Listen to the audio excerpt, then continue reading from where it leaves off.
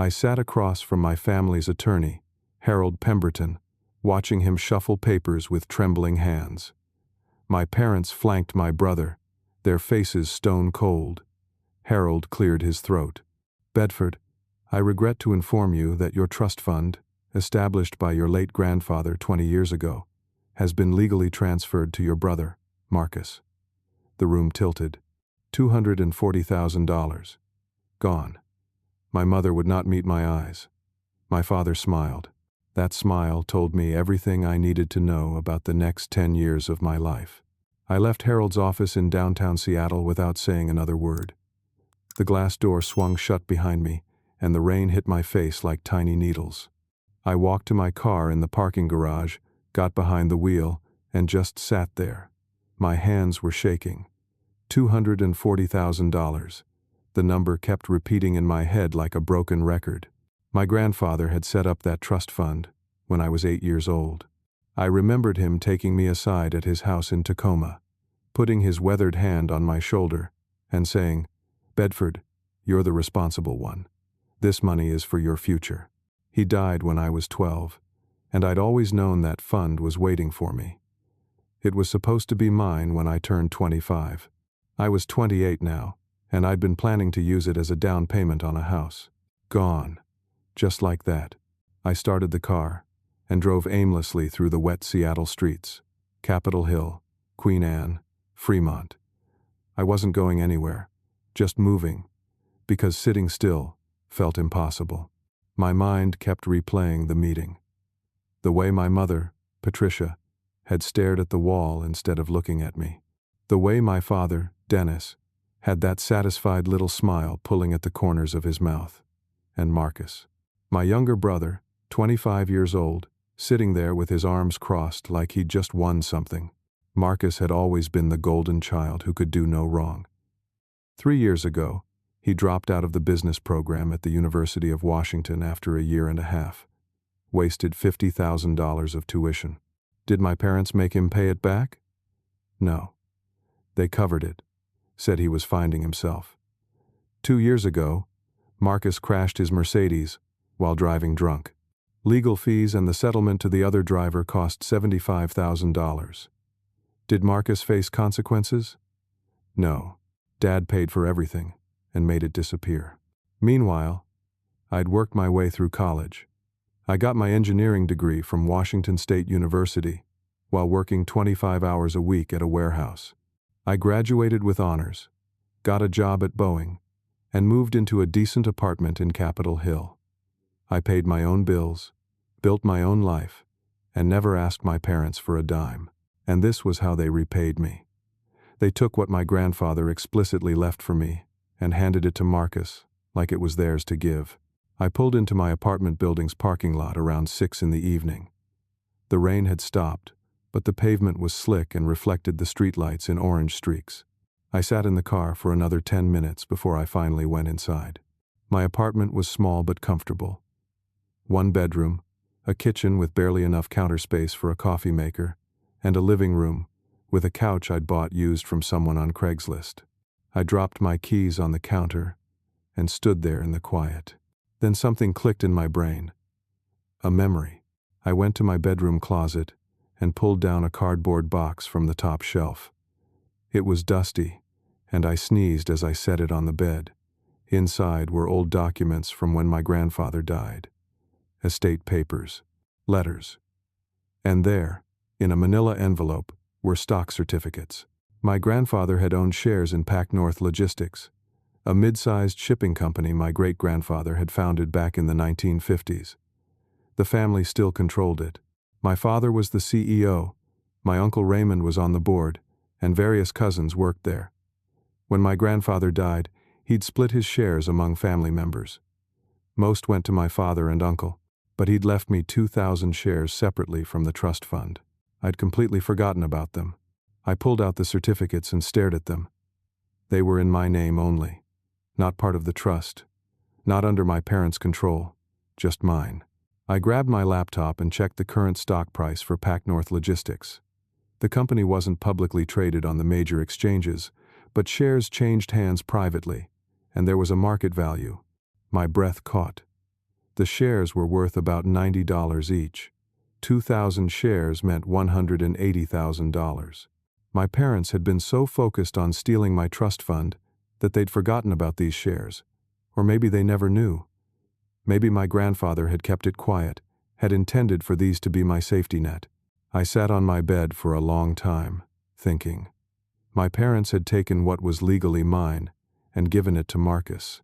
They'd betrayed my grandfather's wishes and shown me exactly where I stood in this family. Fine. If that's how they wanted to play it, I could play too. I picked up my phone and searched for attorneys in Seattle. Not Harold Pemberton. Not anyone connected to my family. I needed someone who worked for me, and only me. I found a lawyer named Sylvia Grant, who specialized in estate law and financial disputes. Her office was in Belltown. I called and left a message on her after-hours line, explaining briefly that I needed advice about selling stock shares.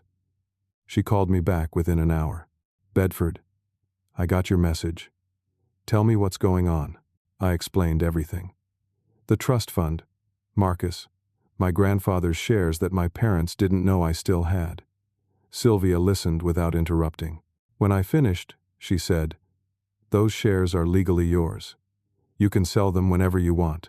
You don't need anyone's permission." "Are you sure?" "Absolutely. If the certificates are in your name, and there are no restrictions listed on them, they're yours to do with as you please." "What about my family? Will they find out?" "Not unless you tell them. When you sell shares in a private company, the transaction is between you and the buyer.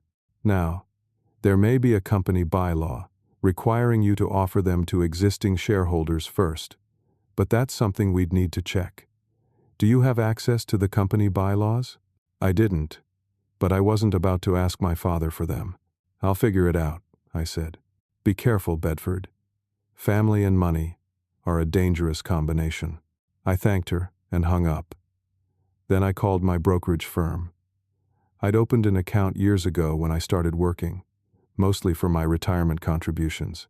I explained that I had physical stock certificates I wanted to deposit and sell. The broker walked me through the process. I'd need to send in the certificates with a signed stock power form.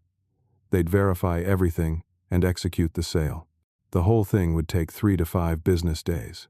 I did the paperwork that night, drove to a FedEx office, and sent everything overnight. Then, I went home and poured myself a whiskey. I sat on my couch in the dark and thought about my family, my parents, Marcus, the way they'd all looked at me in that lawyer's office like I was the problem. I pulled out my phone and texted Marcus.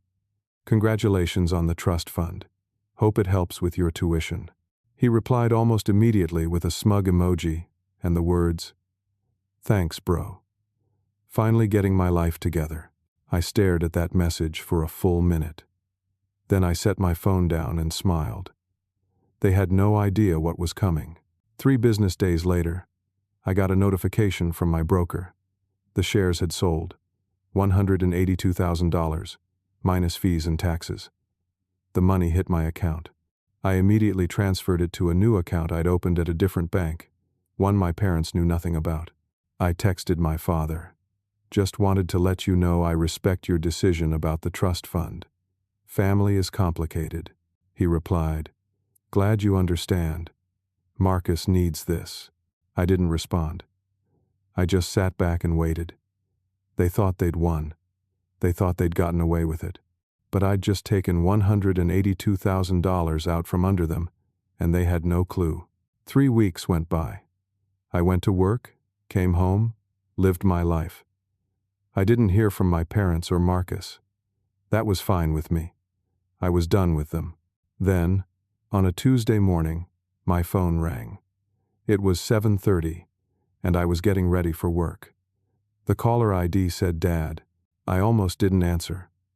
But curiosity got the better of me. "Hello? What the hell did you do?" My father's voice was tight with rage. I kept my tone neutral. "Good morning to you, too. What are you talking about?" "Don't play dumb with me, Bedford. The shares. You sold your grandfather's shares." My stomach dropped, but I kept my voice steady. "I sold what was legally mine. Is there a problem? Is there a problem? Are you kidding me? Do you have any idea what you've done? I sold my property. That's all. You sold them on the open market. You didn't offer them to the family first. I frowned. I wasn't aware I had to. It's in the company bylaws. Any shareholder who wants to sell must offer their shares to existing shareholders before selling to an outsider. Your broker sold them to the first buyer who made an offer. My blood went cold. Sylvia had mentioned checking the bylaws, and I'd ignored it. Who bought them? Gerald Thornton. The name meant nothing to me. Who? A corporate raider who's been trying to get a foothold in Pac North for the last 5 years. He's been blocked out because the family controls 92% of the shares. But you just sold him 12%. Do you understand what that means? I was starting to. Dad, I didn't know about any bylaws. I just sold my shares through my broker. Well, congratulations. You've just given Thornton exactly what he needed. He's already contacted the board, demanding a seat and threatening a hostile takeover. Our stock price has dropped 23% in the last 3 weeks because investors are spooked. You've put 3 generations of work at risk because you're mad about the trust fund. My mother's voice came on the line. She must have been listening on another phone. Bedford, how could you do this to your own family? Do you know how many people work for Pac North? How many cousins and uncles and nieces depend on that company? I sold what was mine, I said again. You took what was mine. I don't see the difference. The trust fund went to Marcus because he needed it, Patricia shouted. You're doing fine. You have a job, you have money. Marcus is trying to get his life back on track. He's going back to school with my money. It wasn't your money. It was family money, and we decided Marcus needed it more. Grandfather wanted me to have it. He said so. Dennis cut back in. Your grandfather is dead. We're alive, and we made the decision that was best for this family. And you just betrayed us all. I felt a stab of guilt. I hadn't thought about the extended family. Uncle Raymond, Cousin Jenna, who worked in accounting at Pac North, Aunt Carla, whose husband managed logistics. They were all tied to that company. If it went under or got taken over, they'd lose their jobs. I didn't mean to hurt anyone but you two, I said quietly. Well, you failed. You hurt everyone. I hope you're happy. The line went dead. I stood in my apartment, phone in my hand, feeling sick. Over the next week, I got calls and texts from family members I hadn't heard from in years. Uncle Raymond called me, his voice clipped and professional. Bedford, I understand you're upset about the trust fund situation, but selling those shares to an outsider has put all of us at risk. Thornton is ruthless. If he gets control, he'll gut the company for parts. I could lose everything. I'm sorry, I said. I didn't know about the bylaws. That's not an excuse. You should have checked. You should have talked to us. Cousin Jenna sent me a long text message. My whole department is being restructured because the stock drop has affected our operating budget. I might lose my job. I have 2 kids. Bedford, I don't know how you could do this to family. The messages kept coming. Aunt Carla, Cousin Daniel, even my father's sister, Aunt Louise, who I barely knew. All of them angry. All of them blaming me. I tried calling Sylvia Grant again. What can I do? Is there a way to reverse this? You sold the shares legally, Sylvia said. They belong to Thornton now. You could try to buy them back, but he'd have no reason to sell unless you offered significantly more than he paid. How much would that be? Given that the shares have already appreciated in value since he bought them, and given that he knows you're desperate, he'd probably ask for at least $340,000. Do you have that? No. Then there's nothing you can do. I'm sorry, Bedford. I hung up and stared at the wall. My attempt to get revenge on my parents had backfired spectacularly. I'd hurt people who didn't deserve it, and there was no way to fix it. Then Marcus texted me. Nice job destroying the family business because you're jealous of me. Real mature. Dad's right about you. I threw my phone across the room. It hit the wall and bounced onto the couch, screen cracked but still working. I couldn't sleep that night, or the next night. I started drinking more, just a glass or two of whiskey before bed to quiet my mind. I kept seeing Jenna's text about her 2 kids. I kept hearing Uncle Raymond's voice saying I'd put them all at risk. I'd wanted to hurt my parents for what they did to me. Instead, I'd hurt everyone. A week later, I made a decision. I couldn't undo what I'd done, but maybe I could minimize the damage. If I met with Gerald Thornton, maybe I could convince him to sell the shares back for whatever money I had left. It wasn't enough, but maybe he'd take pity on me. I looked up Thornton's company online. Thornton Capital Management, based in Bellevue. I called and asked to speak with him. His assistant said he wasn't available but took my name and number. To my surprise, he called me back within 2 hours. Bedford, I've been expecting to hear from you. His voice was smooth, confident. I'd like to meet with you, to discuss the shares. Of course. Come by my office tomorrow at 10 in the morning. I took the day off work and drove across Lake Washington to Bellevue.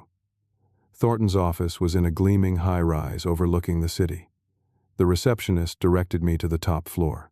I stepped out of the elevator into a space that was all glass and steel and expensive art. Thornton's assistant led me to a conference room. A few minutes later, Thornton himself walked in. He was in his mid-50s, silver hair perfectly styled, wearing a suit that probably cost more than my monthly rent. He shook my hand with a grip that was just a little too firm. Bedford, good to meet you. Thank you for seeing me. We sat down. I explained my situation as honestly as I could. I made a mistake selling those shares. I didn't understand the implications. I'd like to buy them back. Thornton leaned back in his chair, a small smile on his face. At what price? I have $180,000. He laughed. Not unkindly, but like I'd just told a joke.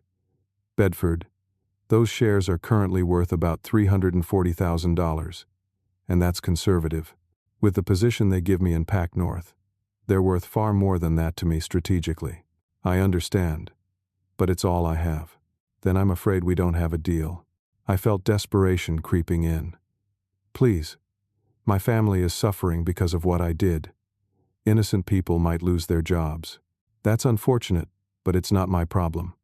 I'm a businessman. I bought an asset at fair market value. Why would I sell it back to you at a loss? Because it's the right thing to do. He smiled wider. The right thing?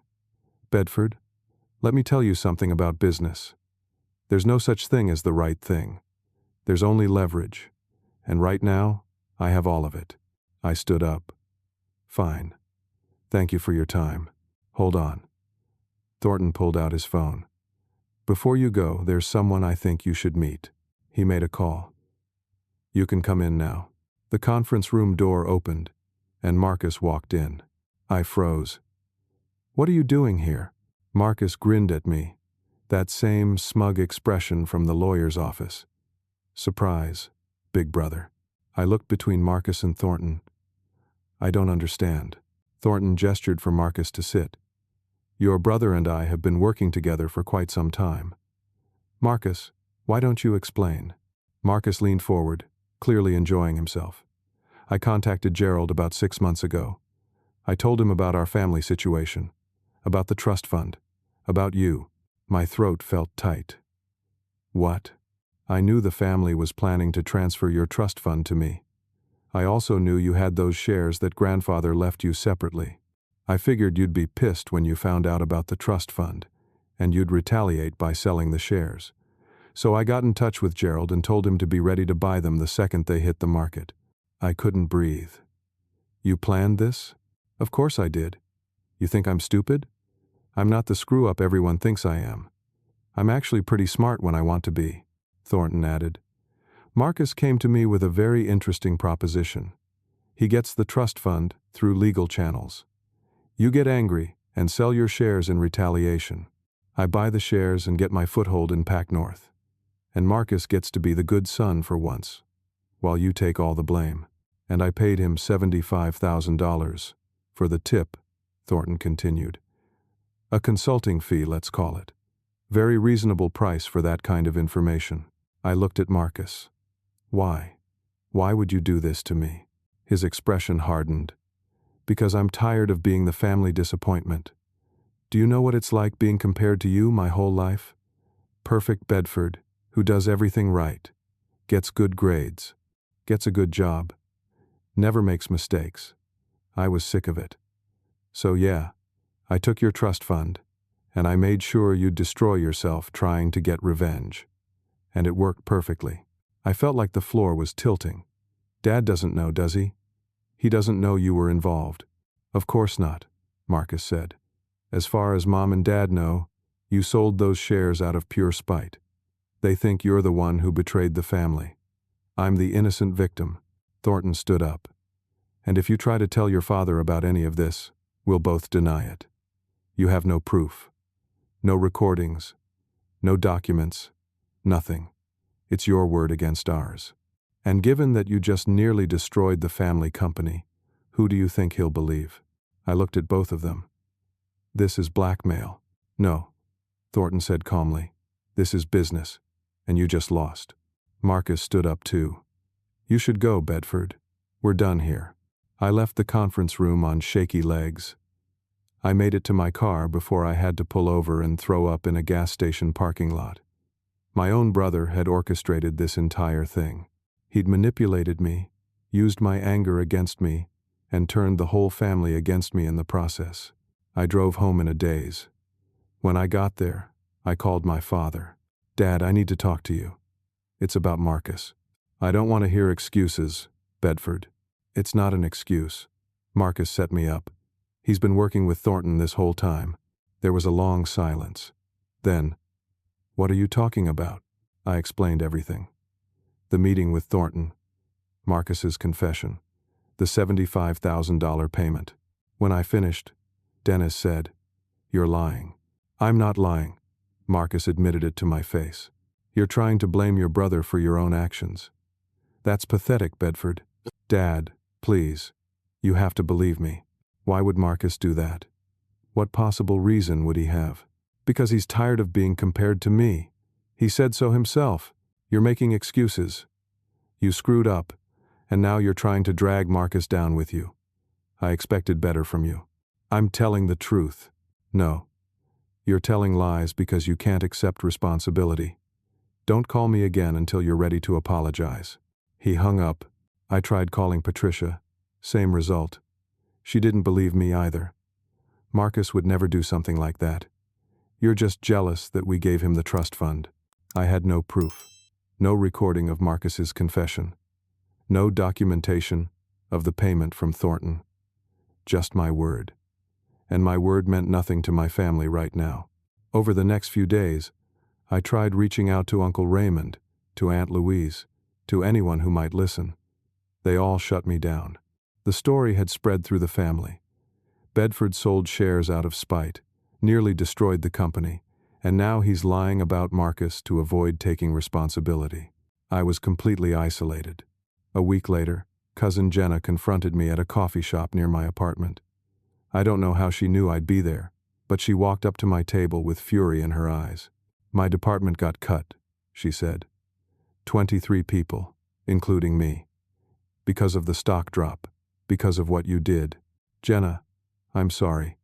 I didn't mean for this to happen. I don't care what you meant. I have 2 kids to feed and no job. You did this. You and your childish revenge. Marcus set me up. I tried to explain. He planned this whole thing with Thornton. She gave me a look of disgust. You're unbelievable. You can't even own what you did. You have to blame someone else. She walked out. I sat there with my untouched coffee, feeling everything crumble around me. My family hated me. My extended family blamed me. And Marcus had gotten away with everything.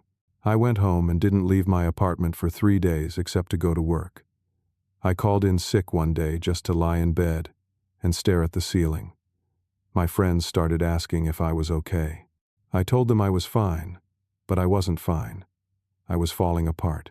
And the worst part was knowing that my own brother had done this to me, had planned it, had enjoyed it. I'd tried to fight back against my parents, and I'd walked right into a trap. 2.5 months after that meeting in the lawyer's office, I decided I couldn't just give up. If my family wouldn't believe me, I needed proof. Evidence. Something concrete that would show Marcus had conspired with Thornton. I did some research and found a private investigator in Seattle named Frank Russo. His office was in a strip mall in Northgate. I drove up there on a Saturday morning and explained what I needed. Frank was in his 50s, former cop, looked like he'd seen everything twice. He listened to my story without interrupting, taking notes on a yellow legal pad. When I finished, he said, "You want me to prove your brother and this Thornton guy were working together?" "Yes. That's going to be expensive. I charge $150 an hour, plus expenses. This kind of work could take 20, 30 hours. Maybe more." "How much up front?" $5,500 retainer. I winced. That was a lot of money. But I didn't have a choice. Okay. I wrote him a check from the money I'd gotten from selling the shares. It hurt to spend it, but what else could I do? Frank got to work. Over the next 3 weeks, he dug into Marcus's activities. He pulled phone records, which showed Marcus had called Thornton's office 17 times over a 6-month period. He found credit card receipts showing Marcus and Thornton had lunch together twice at a restaurant called the Metropolitan Grill in downtown Seattle. It wasn't smoking gun evidence, but it was something. It showed a pattern of contact. Frank compiled everything into a report and sent it to me via encrypted email. I read through it 3 times, feeling a surge of hope. This was proof. Not absolute proof, but enough to at least raise questions. I wrote an email to my father, with the subject line, "The Truth About Marcus." I attached Frank's report and wrote a detailed explanation of everything I'd discovered. I hit send and waited. 3 hours later, my phone rang. It was Dennis. "Bedford. I got your email. Did you read it?" I read it. "And I'm disappointed in you." My stomach sank. "What? You hired a private investigator to harass your brother? To dig through his personal information? That's a new low." "Dad, the report shows Marcus was in contact with Thornton months before I sold the shares. It shows they had some phone calls and a couple of lunches. That doesn't prove anything. Marcus probably contacted Thornton for legitimate business reasons." "What legitimate reasons?" "I don't know, but I'm not going to assume the worst about my son just because you have some circumstantial evidence." "It's not circumstantial. They planned this together." "No, Bedford.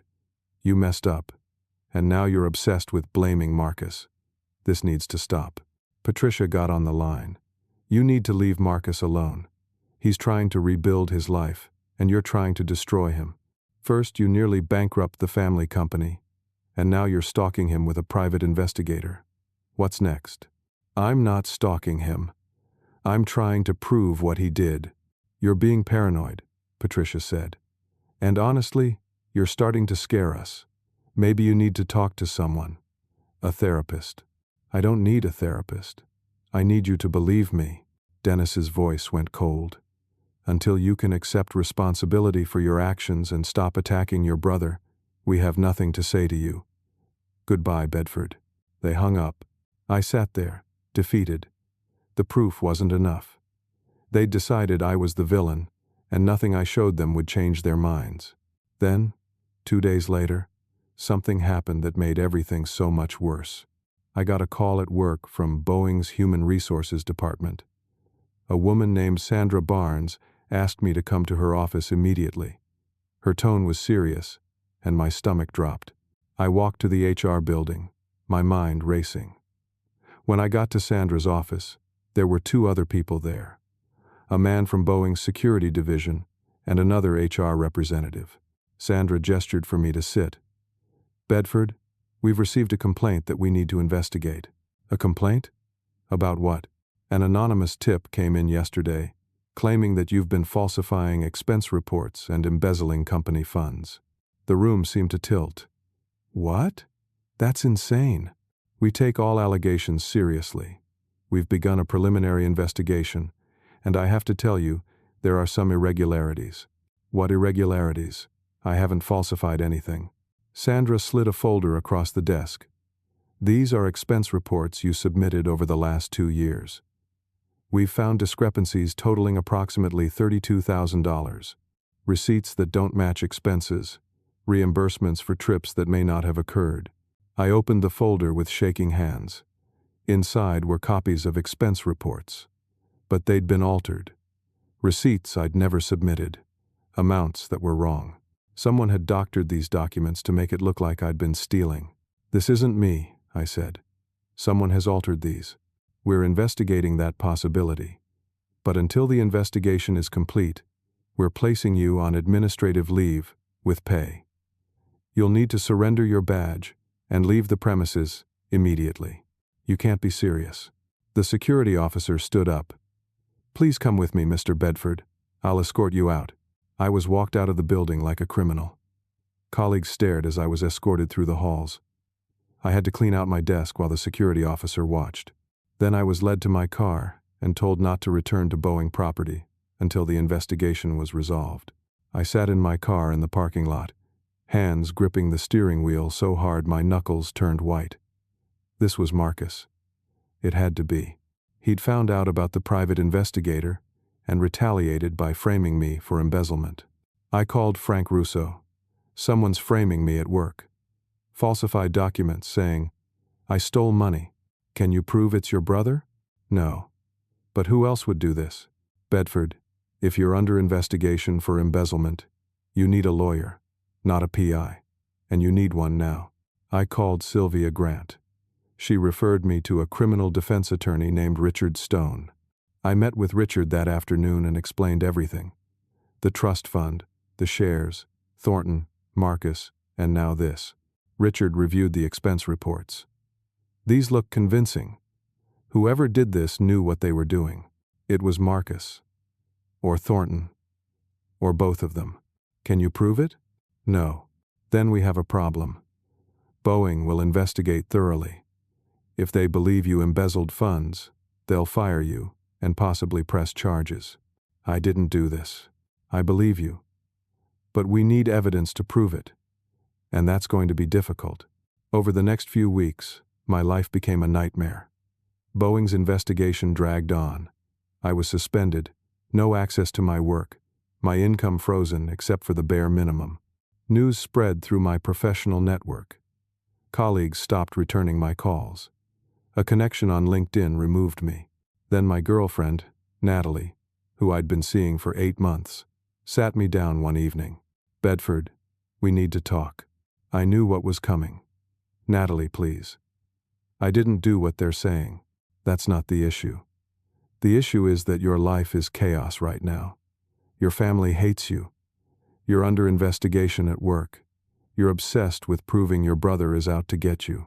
I can't handle this. I'm going through a hard time. I need you." She shook her head. "I'm sorry. I care about you, but this is too much. I think we should take a break." "A break? Or are you breaking up with me?" "I'm breaking up with you." She left my apartment, and I didn't try to stop her. What could I say? She was right. My life was chaos, and it was all falling apart. My apartment lease was up for renewal. The landlord informed me the rent was going up by $400 a month. I could barely afford the current rent with my income frozen. I'd have to move or dip deeper into my savings. I stopped shaving, stopped eating regular meals, lost 15 pounds in 3 weeks. I looked like a ghost of myself. Then Boeing's investigation reached a conclusion. Sandra Barnes called me in for a formal hearing. I sat across from her and 2 senior managers. They'd reviewed all the evidence. The conclusion. Based on the documentation, it appeared I had falsified expense reports totaling $32,000 over 2 years. I was terminated immediately.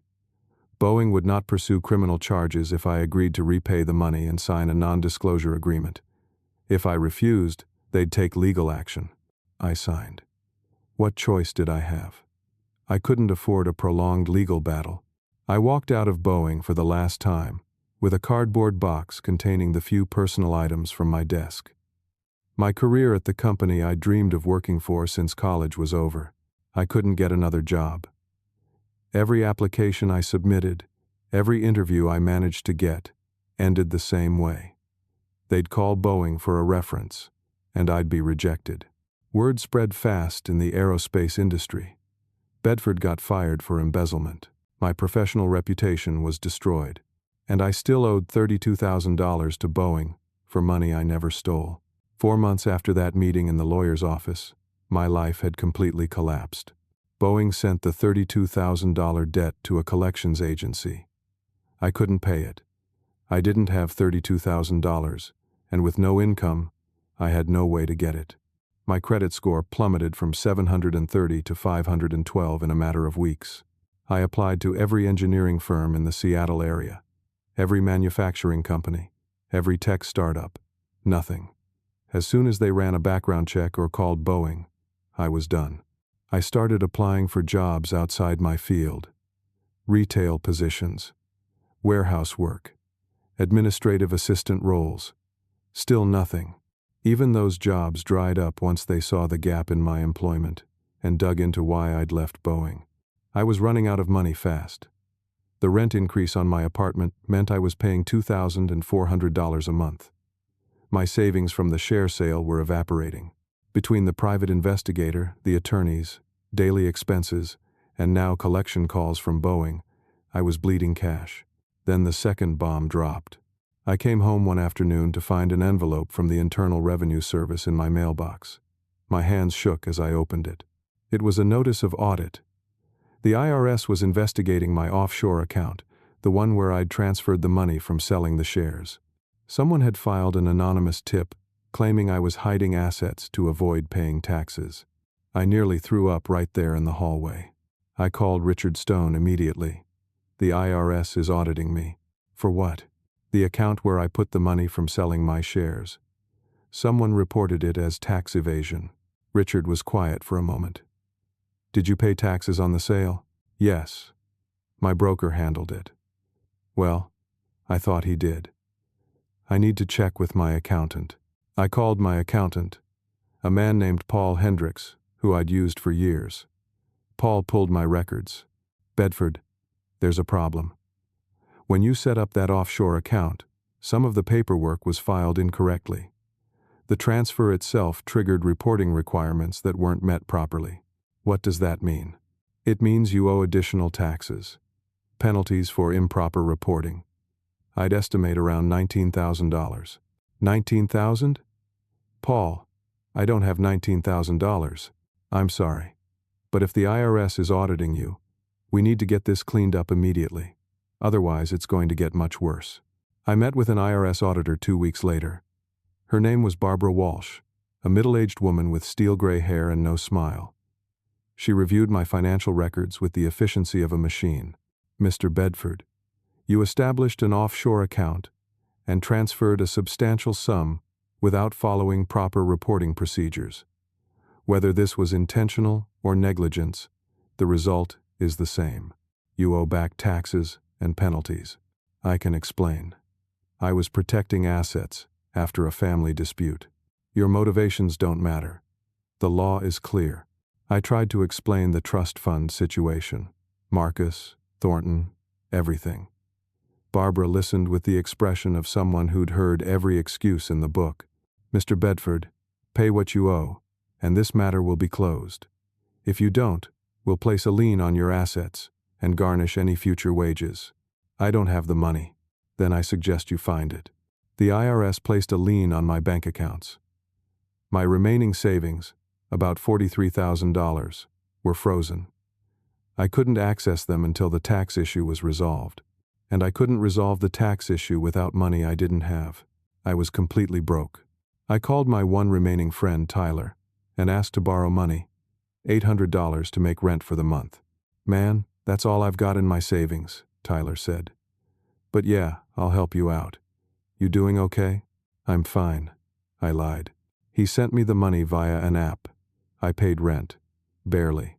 I couldn't afford groceries. I lived on ramen noodles and peanut butter. Lost more weight.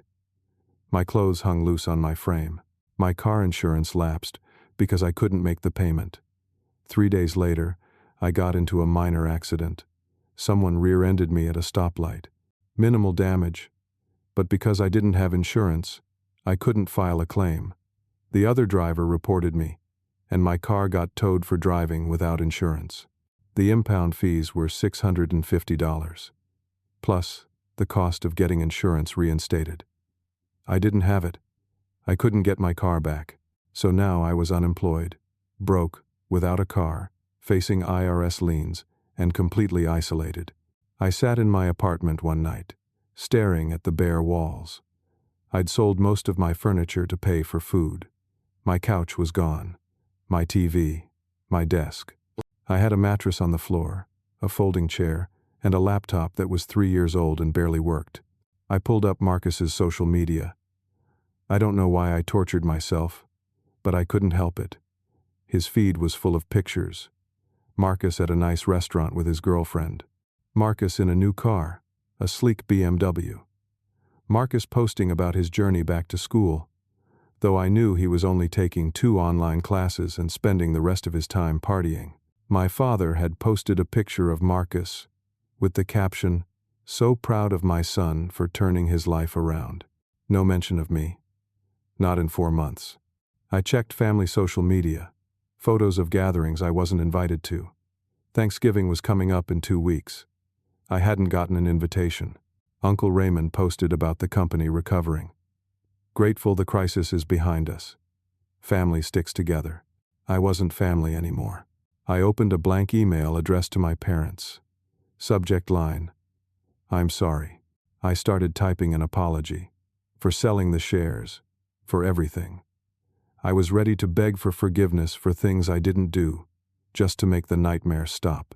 Just to have someone, anyone on my side. My finger hovered over the send button.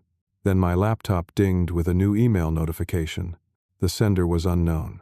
The subject line read, "You need to see this." I opened it. The email was brief. "Mr. Bedford, my name is Diane Porter. I was Gerald Thornton's executive assistant until last week when he fired me. I have information you might find interesting about your brother's arrangement with Thornton. But information isn't free. If you want proof of what they did, it'll cost you $100,000. I know you're in a difficult position, but this evidence is worth millions to your family. Find the money. You have 3 days. I'll contact you again." I stared at the screen. Proof. Real proof. Emails, documents, whatever she had. But $100,000? I didn't have $100. I deleted the apology email to my parents without sending it. If there was proof out there, I'd find a way to get it. I didn't know how yet, but I wasn't done fighting. I spent the next 24 hours in a frantic haze, trying to figure out how to get $100,000 when I had nothing. I couldn't get a loan. My credit was destroyed. I couldn't ask my family. They hated me. I couldn't borrow that much from friends. I didn't have friends with that kind of money. Then I remembered something. My grandfather's watch collection. When my grandfather died, he'd left his watches in a safety deposit box at First National Bank. The box was in both my name and my father's name. We both had keys. We both had access. The collection included several vintage Rolex watches, a Patek Philippe, and some others I couldn't remember. I'd seen an appraisal years ago that valued the collection at around $120,000. If I could get to those watches, I could sell them. But there was a problem. Any transaction involving the safety deposit box required both signatures, mine and my father's. Unless I forged his signature. I sat with that thought for a long time. Forgery was a crime.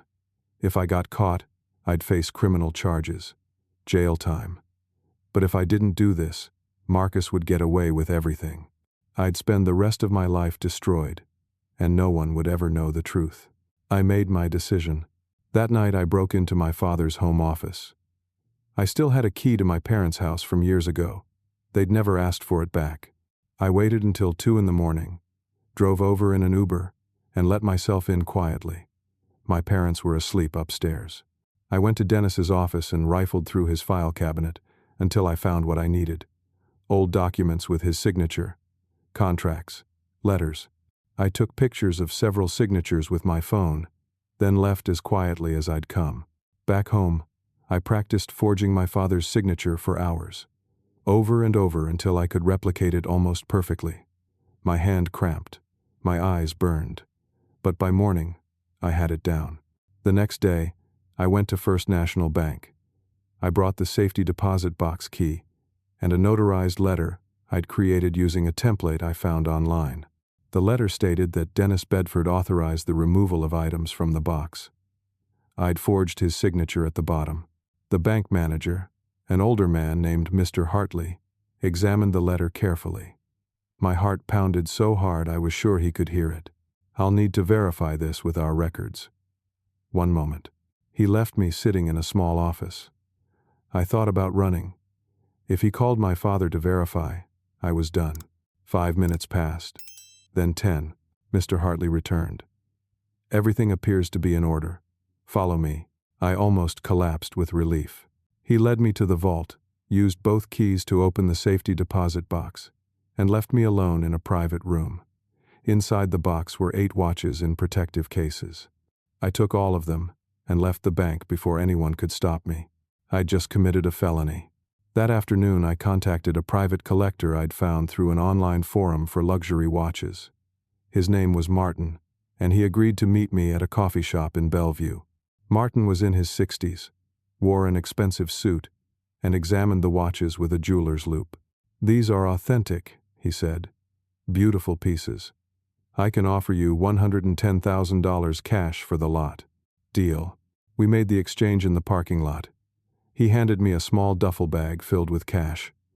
I handed him the watches. Then I drove away, feeling like I'd just robbed a bank. I contacted Diane Porter through the encrypted email. "I have your money. Where do we meet?" She replied within an hour with an address. A hotel in downtown Seattle. Room 314. Tomorrow at noon. I showed up with the duffel bag. Diane was a woman in her late 40s, blonde, professional looking. She checked the money carefully, then handed me a flash drive. "Everything's on here. Emails between Thornton and your brother, financial records showing the payment, even a recorded phone call where they discussed the plan.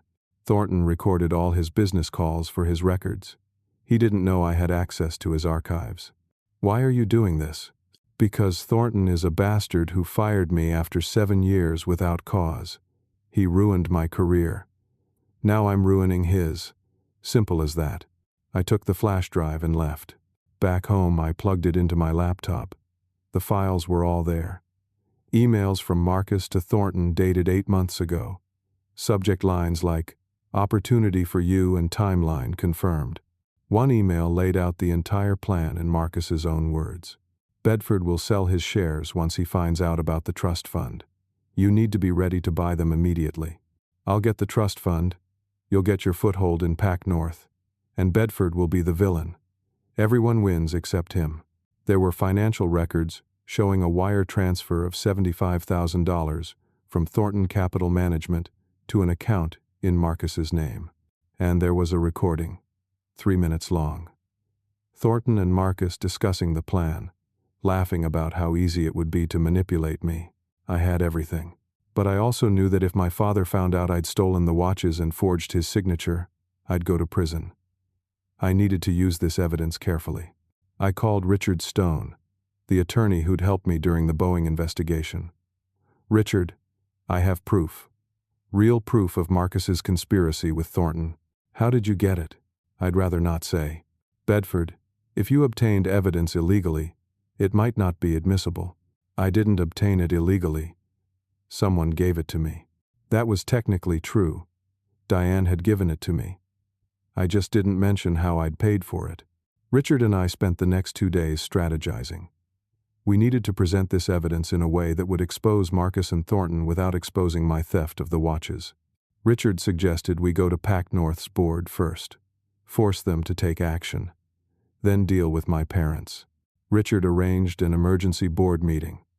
Uncle Raymond was there, cousin Jenna, other board members I barely knew, my father and mother, Marcus. I walked in with Richard by my side. Dennis stood up. "What is this about?" Richard took control. This meeting is about fraud committed against Pac North Logistics and its shareholders. He played the recording first. Thornton and Marcus's voices filled the conference room, discussing how they'd manipulated me into selling my shares. Several board members gasped. My mother's face went pale. Then Richard showed the emails, projected them on the screen. Marcus's words in black and white. Your son conspired with an outside investor to manipulate a shareholder transaction. He received a $75,000 payment in exchange for providing insider information about family dynamics. This constitutes fraud. Uncle Raymond looked at Marcus. Is this true? Marcus's face was red. That recording is fake. Those emails are fabricated. Richard pulled up metadata. These emails came from your personal email address. The recording comes from Thornton's own business archive. We can have both authenticated by forensic experts. Marcus looked at my father. Dad, you can't believe this. Bedford's making this up. But Dennis was staring at the screen, reading the emails. His expression was unreadable. Richard continued. Mr. Thornton will be served with a lawsuit tomorrow for fraud and conspiracy. We're offering him a choice. Sell the shares back to the family at the original purchase price and pay damages, or face a very public trial. Uncle Raymond spoke up. If this is real, we need to act immediately. This could destroy the company's reputation. The board voted. They would confront Thornton, threaten legal action, and force him to return the shares. Then Dennis turned to me. His face was stone. Bedford, where did you get this evidence? My stomach dropped. Someone gave it to me. Thornton's former assistant. How much did you pay for it? I hesitated. That's not important. How much? $100,000. You didn't have $100,000. Your accounts were frozen. Where did you get that money? Patricia was watching me closely now, too. Dennis's eyes narrowed. The watches. Grandfather's watches. They're in our safety deposit box. Dad, I can explain. Did you take them? Silence. Answer me, Bedford. Did you take your grandfather's watches without my permission? I looked at the floor. Yes. You forged my signature. Yes. The room was silent. Uncle Raymond looked uncomfortable. Richard put a hand on my shoulder. Dennis stood up slowly. So, to get this evidence, you committed theft and forgery. I didn't have a choice. Marcus destroyed my life. No one would believe me without proof. That doesn't excuse what you did. You committed crimes. Marcus saw his opening. See? I told you he was unstable. He's the criminal here, not me. But Dennis held up a hand. Marcus, be quiet. He turned back to me. Bedford, you've put me in an impossible position. You've exposed your brother's fraud, but you've also committed serious crimes to do it. Patricia was crying quietly. How did our family get here? Richard stepped forward. Mr. Bedford, if I may. Your son Bedford acted out of desperation because your other son systematically destroyed his life. Yes, he broke the law. But Marcus committed fraud, manipulated his own family, and ruined his brother's reputation and career. If you press charges against Bedford for the watches, we'll make sure Marcus's actions are very public. Is that what you want? Dennis looked between his two sons. Marcus, defiant and cornered. Me, exhausted and broken. I don't know what I want anymore, Dennis said quietly. The following weeks were a blur of legal maneuvering and painful family conversations. Richard Stone negotiated with Thornton's attorneys. Faced with the evidence and the threat of a public trial, Thornton agreed to sell back the shares at the original purchase price and pay $200,000 in damages to Pac North. He also severed all contact with Marcus. The board voted to accept the settlement. The company recovered. Stock prices stabilized. Employees kept their jobs. Uncle Raymond thanked me privately, though he still seemed uncomfortable around me. Marcus faced consequences, though not criminal ones. Dennis and Patricia made the decision not to press charges against their own son, but they imposed conditions. Marcus had to return the entire trust fund to me. Every penny of the $240,000. He had to attend mandatory therapy for what my mother called his issues with envy and manipulation, and he had to publicly admit to the extended family what he'd done.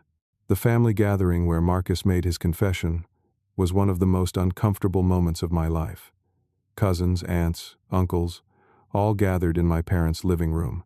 Marcus stood in front of them, and, in a flat monotone, explained how he'd conspired with Thornton to manipulate me. Some family members were shocked. Others were angry. Cousin Jenna cried. Uncle Raymond just shook his head. Marcus was cut off financially. No more money from my parents. No more bailouts. He was on his own. The $75,000 he'd received from Thornton was seized by the family to pay legal fees. As for me, my vindication came slowly. Armed with proof that I'd been framed, Richard contacted Boeing. He presented the evidence showing Marcus had planted the false expense reports. Boeing reopened their investigation. Within 3 weeks, they cleared me completely. The HR director, Sandra Barnes, called me personally to apologize. Mr. Bedford, we made a serious error. You were the victim of fraud. We'd like to offer you your position back, along with full back pay for the time you were suspended. I was reinstated at Boeing. My reputation was restored. Colleagues who'd shunned me suddenly wanted to have lunch again. My boss, Andrew, welcomed me back with genuine relief. The IRS case was resolved too. With proper documentation and proof that the offshore account had been legitimate asset protection, not tax evasion, the penalties were reduced dramatically. I owed $4,000 instead of $19,000. I paid it from the return trust fund, and my bank accounts were unfrozen. My credit slowly recovered. I could afford rent again, bought groceries, got my car out of impound. Little by little, my life came back together, but the damage to my family relationships was deep. 6 months after that meeting in the lawyer's office, my parents invited me to dinner. We sat in their dining room, the same room where I'd eaten hundreds of meals growing up. But everything felt different now. Patricia had cooked my favorite dishes: pot roast, mashed potatoes, green beans. The food tasted like ash in my mouth. Dennis spoke first. Bedford, we owe you an apology, a big one. We gave your trust fund to Marcus when it should have been yours. We didn't believe you when you told us he'd set you up. We chose him over you without question. That was wrong. Patricia wiped her eyes. We thought we were helping Marcus. We thought you were stable and successful and didn't need the money. We didn't realize how much we were hurting you. And when everything started falling apart, we blamed you instead of listening. I'm so sorry, sweetheart. I sat there, fork in my hand, not eating. You chose him over me. You didn't even hesitate. We were wrong, Dennis said. We see that now. We're asking for your forgiveness. I don't know if I can forgive you, I said quietly. Do you understand what it felt like? To be alone, to be blamed for everything, to have my own parents think I was lying. I lost my job. I lost my girlfriend. I nearly lost everything. And you didn't believe me. We know, Patricia said. We failed you. But you're still our son. We love you. I know you love me. But love isn't enough when trust is gone. Dennis nodded slowly. We understand. We're not asking you to forget what happened. We're just asking for a chance to rebuild. I looked at both of them. They'd aged in the last 6 months. Dennis had more gray in his hair. Patricia had lines around her eyes I'd never noticed before. I'll think about it, I said. That was the best I could offer. Marcus was at the dinner too, sitting at the far end of the table. He barely spoke. When he did, his voice was quiet, lacking the cockiness I'd always associated with him. He'd lost weight. His girlfriend had left him. He'd dropped out of his online classes. He worked now at a retail store, making $12 an hour. The golden child had fallen, and he had no one to catch him. At one point, he looked at me. Bedford, I'm sorry, for what it's worth. It's not worth much, I said. He looked away. The dinner ended awkwardly. I drove home to my new apartment, a nicer place in Wallingford that I could actually afford now. I'd bought new furniture, a couch, a bed frame, a desk. My life looked normal from the outside, but inside, I was different. Scarred, changed. Thanksgiving came. I attended the family gathering. The atmosphere was strained. People made polite conversation, avoided certain topics. Marcus sat in a corner, barely participating. My parents tried too hard to make everything feel normal. It wasn't normal. It would never be normal again. As I drove home that night, I found myself thinking about everything I'd learned, about family, about trust, about fighting back. My grandfather had left me that trust fund because he believed in me.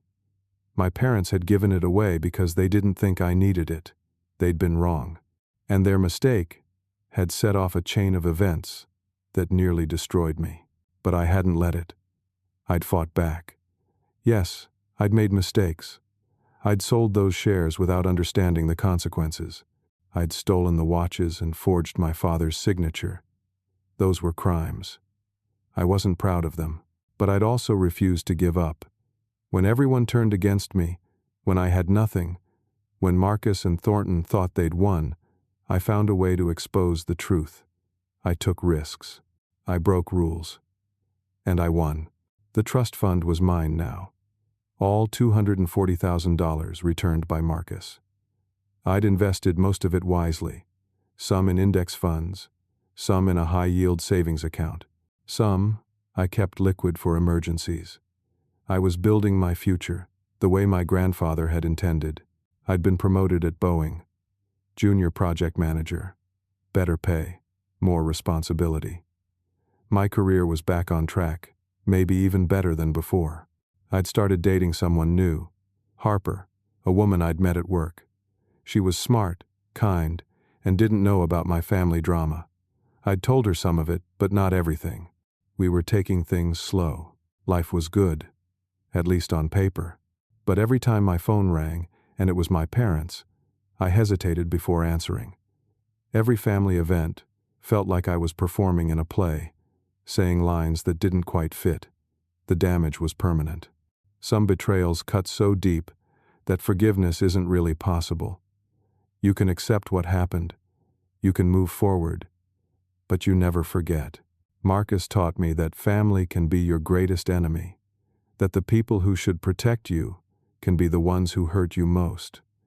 But I also learned that I'm stronger than I thought, that I can survive things I never imagined surviving, that when the system fails you, when everyone abandons you, you can still fight back and win. I moved into a new phase of my life. I bought a used car, nothing fancy, just reliable transportation. I adopted a dog, a rescue mutt named Cooper who was just happy to have a home. I focused on work, on building my career, on creating a life that didn't depend on my family's approval. Uncle Raymond reached out occasionally. We had coffee once a month.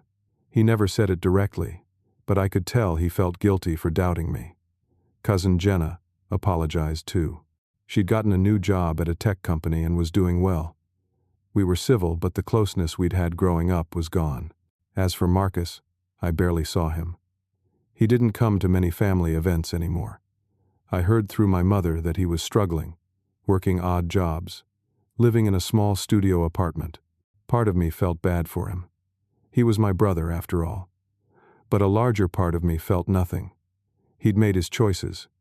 Now he lived with them. I stood in my apartment one evening, looking out at the Seattle skyline. The sun was setting, painting the sky orange and purple. Cooper was asleep on the couch. I poured myself a whiskey, just a small glass, and raised it in a silent toast. To survival, to fighting back, to never letting them see you break. I drank, and the whiskey burned going down, but it was a good burn, a reminder that I was still here, still standing. Life wasn't perfect. My relationship with my parents would never be what it was. My brother and I might never speak again without tension. But I'd won. I'd proven the truth. I'd gotten my money back, my job back, my reputation back, and I'd learned the most important lesson of all. Sometimes, justice requires sacrifice. Sometimes winning means losing something precious, like the innocence of believing your family will always choose you. But staying true to yourself, fighting for what's right, and refusing to be destroyed, matters more than maintaining relationships built on lies and favoritism. I was alone in some ways, but I was free. And that freedom, that knowledge that I could face the worst and come out the other side, was worth everything I'd lost. My phone buzzed. A text from Harper. "Dinner tomorrow?" "I'm cooking." I smiled and typed back. "Sounds perfect." Life continued. Scarred but stronger. Changed but wiser. I'd survived my family's betrayal, and I'd come out the other side as someone better. Someone who knew his own strength. Someone who would never again let anyone take from him what was rightfully his. The trust fund sat in my investment accounts, growing slowly but steadily. My grandfather would have been proud, not just of the money, but of the fight, of the refusal to give up, of the man I'd become through the fire. As I finished my whiskey and got ready for bed, I thought about the next chapter. Where would life take me now?